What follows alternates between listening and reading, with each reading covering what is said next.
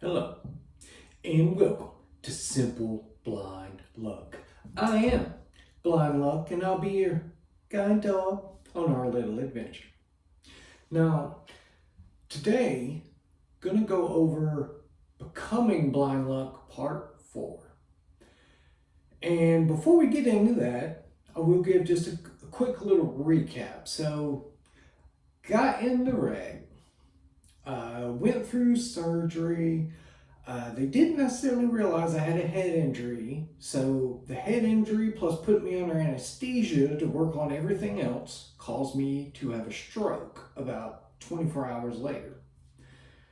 And then the stroke does all the real damage and had to try to get fluid off my brain and it's swelling and outlook is really not very good. They don't know if I'm going to make it, and if I do, I'm probably just going to be a vegetable.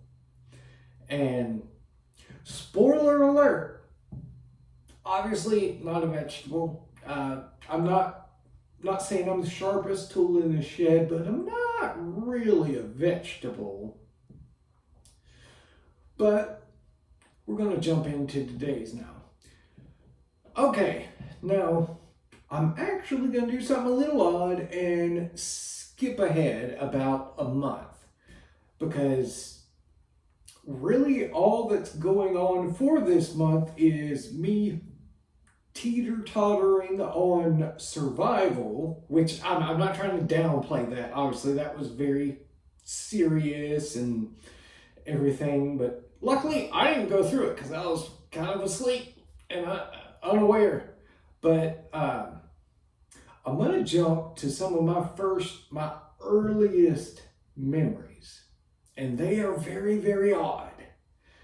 So I can remember coming to, and one of my first memories is it's extremely strange because all of a sudden, I'm standing at the intersection of a street.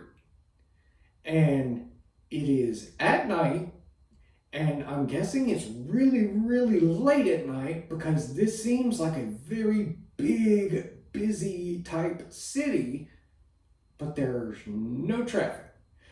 There are several of my family members are standing around talking, and we're all just standing in the middle of this intersection. The really odd part, if that all isn't odd enough, is these are like skyscrapers all around, and where I live at, there aren't any towns that really look like that. There may be a 2-3 story building here and there, but we're talking about New York style skyscrapers, and that's just not anywhere around my area. But that kind of fades out. And then the next one is I come to, and my grandmother is present. And then there's also a younger lady that I don't know, don't recognize, or anything. And they're just having a conversation. And they're just talking about my grandmother's recent trip to Asia.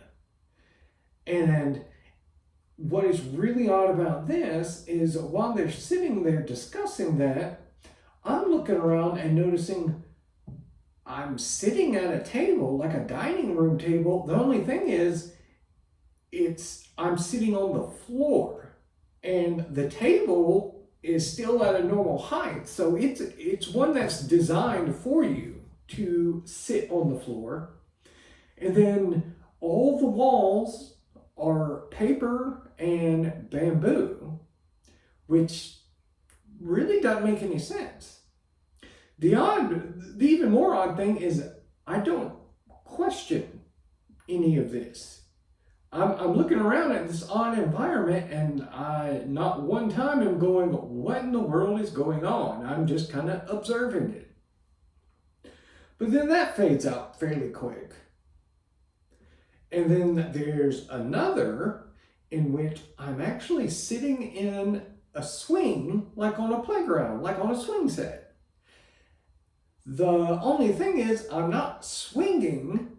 There are physical therapists there.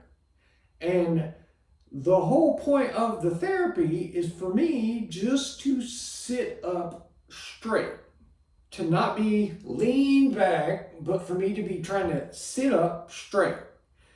And I just remember excruciating pain of trying to sit up like that.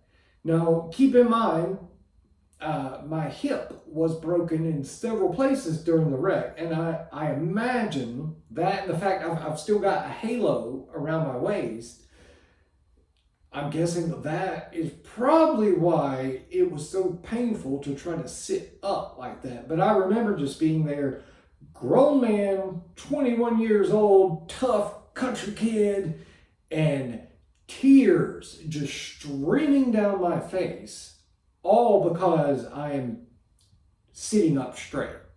So, but once again, it's also extremely odd because I'm outside at like a playground, sitting in a swing set. That is really odd. So I'm going to go ahead and let you kind of clear up why so many of these odd things were going on. It turns out the combination of medicine they had me on causes hallucinations. So while I was really in therapy, the people that were visiting and that were in these hallucinations, they were really there. Conversations they were having were really being had. It's just the setting was obviously incorrect, because why else would I be in the middle of some big city at night and nobody's around?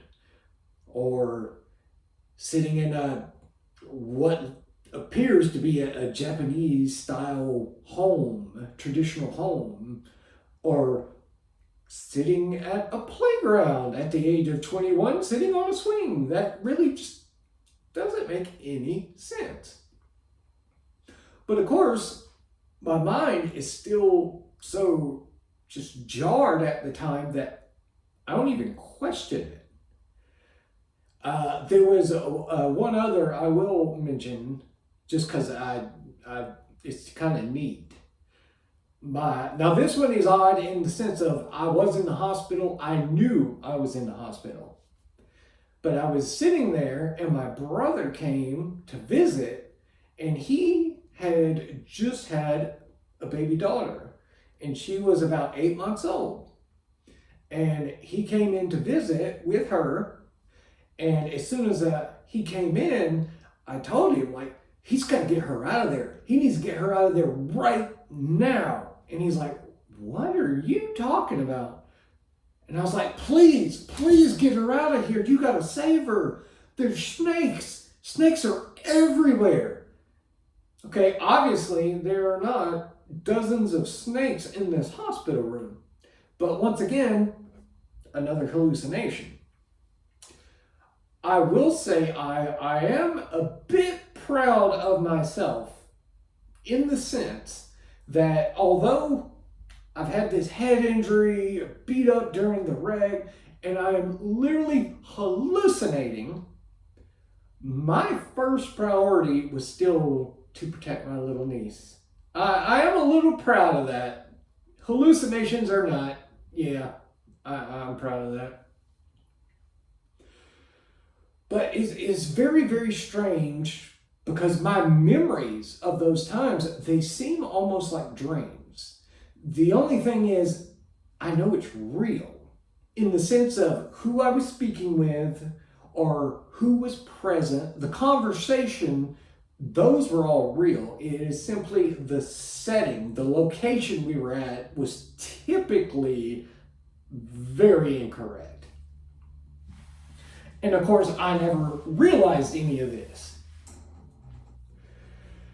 But the really, really interesting fact is throughout all of these hallucinations, I was actually already blind.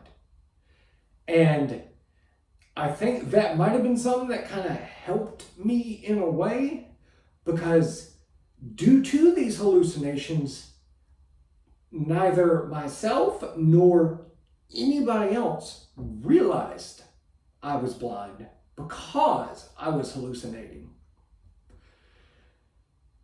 And then the realization but denial of that fact is what I will cover on the next episode. So unfortunately, I am going to pause here for today.